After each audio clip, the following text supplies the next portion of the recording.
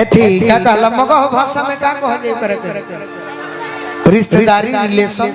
एहन कहले ससुरारी भोजपुरी में ही तो ससुरारी पहुनौरा फुफुऔरा और का कहला पहुनौरा बाकी भोजपुरी में कहते नहीं का अरे 4 दिन खाती ही तई में आई के तू ही हो अरे चली गइलू दिलवा के पागल बनाई के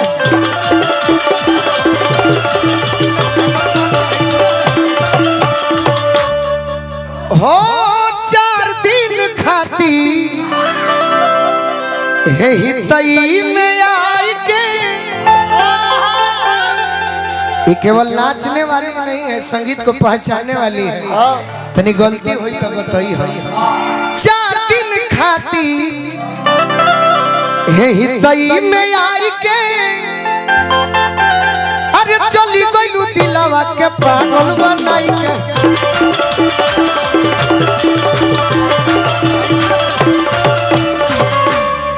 तोहरे से पूछा तनी सवाल एगो कर अरे बोलो का करी जी की मारी बोलो का करी जी की मारी अरे बोलो का करी जी की मारी बोलो का करी जी की मारी कि हमारी आफत में डाल के परनवा गइलू हो हमारी आफत में डाल के परनवा गइलू हो हमारा आफत में डाल के परनवा गइल बड़ू अब तोहरे से पूछत है का कि अरे धनी तोहरे कारण मनवा लागत नहीं थे काहे तू सपना होइलू हो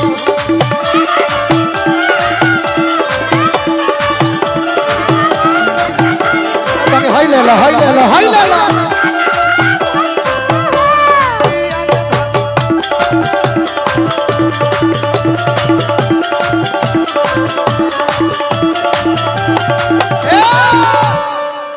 कि जब ले न मिलबू सुननी हकियारा रहतरी कि जब ले न मिलबू हमरा होई ना सबूर हो अरे अपन तू गोलू के करजनी दूर हो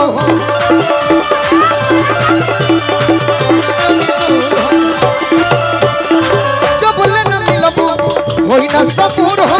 अपन तू गोलू के करजनी दूर हो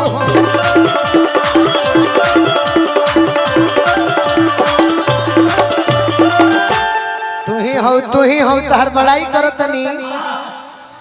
ये हम जानत नहीं बाकी कबो कबो गलती है कोई लबिया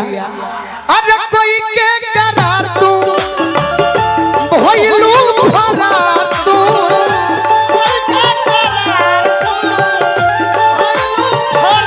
अरे कोई के करार तू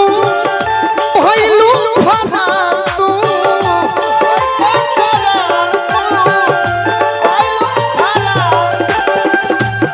कि हमार आफत में डाल के परनवा गइलू हो तहार कहाँ घर तारे के नया देखो तनिए से बगसर स्टेशन कहाँ घर होता है झारखंड के हो झारखंड तोरा बारे में कुछ कहबे कि हमार आफत में डाल के परनवा गइलू हो कि अरे धनी तोहरे कारण मनवा लागत नहीं थे काहे तू सपना होइलू हो चला बाबा डांस करबो कि अरे धनी तोहरे कारण मनवा लागत नहीं खेते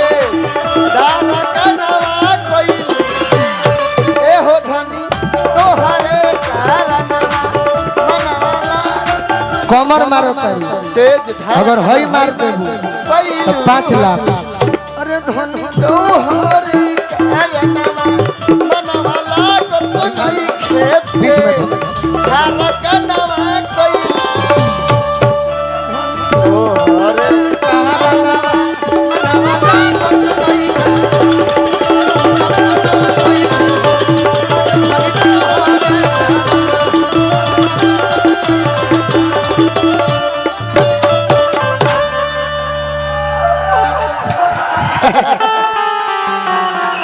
अच्छा लगल भाई